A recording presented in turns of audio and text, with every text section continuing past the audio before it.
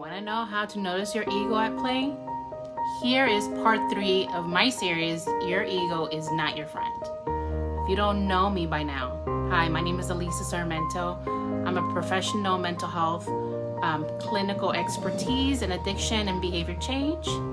And today I really want to talk and discuss 5 habits to help you notice when your ego might be getting in your way.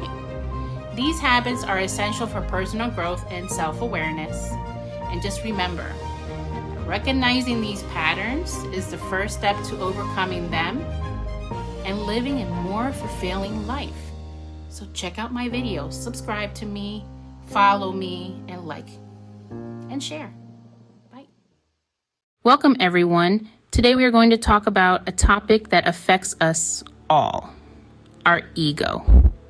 This invisible force shapes our thoughts, actions, and interactions, often without us even realizing it. Understanding our ego is a crucial step towards self-improvement and personal growth. In this journey of self-discovery, we present you with 5 habits, simple yet profound, that will assist you in noticing your ego. So, get ready to learn about the 5 habits that will help you notice your ego. The first habit to notice your ego is self-awareness. Self-awareness, in its simplest form, means understanding your own thoughts, emotions, and behaviors. It's about knowing your strengths, weaknesses, and triggers. Now, how does this play into noticing your ego? Well, when we're self-aware, we're better equipped to identify when our ego is taking the driver's seat. Let's say you're in a meeting and you find yourself getting defensive about a suggestion someone else made. This is your ego trying to protect your image. But when you're self-aware, you can recognize this reaction for what it is. Your ego acting out.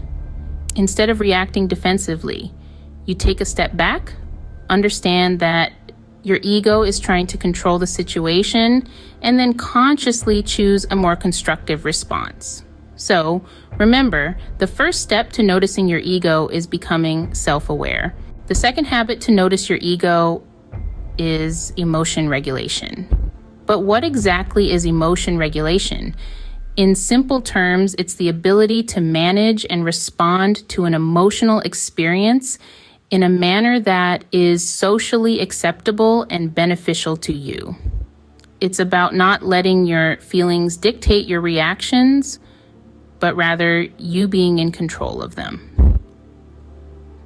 Let's consider an example. Imagine you're in a meeting and someone disagrees with your idea. Your first instinct might be to react defensively, perhaps because your ego feels threatened. But if you've honed your emotion regulation skills, you'd pause, acknowledge your feelings of defensiveness, and then choose a more productive response, such as asking for more information or understanding their perspective. This way, you're not only maintaining a positive atmosphere, but you're also noticing your ego-driven reaction and choosing not to act on it. So mastering your emotions can help you notice when your ego is in control. The third habit to notice your ego is mindfulness. Now, what is mindfulness?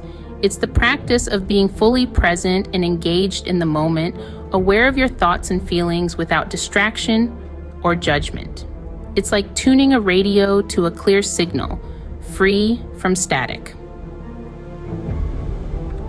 In the context of noticing your ego, mindfulness plays a critical role.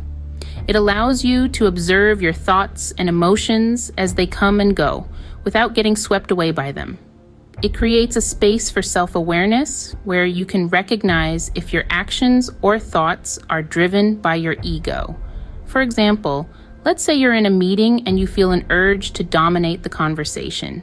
If you're practicing mindfulness, you can catch this impulse, identify it as an ego-driven thought, and choose a more balanced approach. So, practicing mindfulness can help you become aware of your ego. The fourth habit to notice your ego is humility. Humility is the quality of having a modest view of one's own importance. It's about understanding that everyone has something to offer and no one is beneath learning from. For instance, if you feel irritated when someone corrects you, that's your ego talking. Humility would allow you to appreciate the feedback and learn from it. So, embracing humility is a great way to keep your ego in check. The fifth and final habit to notice your ego is self-reflection. This is the process of consciously looking at your own thoughts, feelings, and actions. It's like holding up a mirror to your mind, allowing you to see if your ego is driving your behavior. For instance, if you find yourself constantly seeking approval, it might be your ego at work. By reflecting on this, you can start to change these patterns. So regular self-reflection is a powerful tool to notice your ego. So there you have it, 5 habits to help you notice your ego. Let's quickly recap. Self-awareness, emotion regulation, mindfulness, humility, and self-reflection. Each of these habits plays a crucial role in helping us identify and manage our ego, leading to improved relationships, better decision-making, and overall personal growth. Remember, recognizing your ego is the first step to self-improvement. Which habit will you work on first? Share your thoughts in the comments below. Thanks for watching.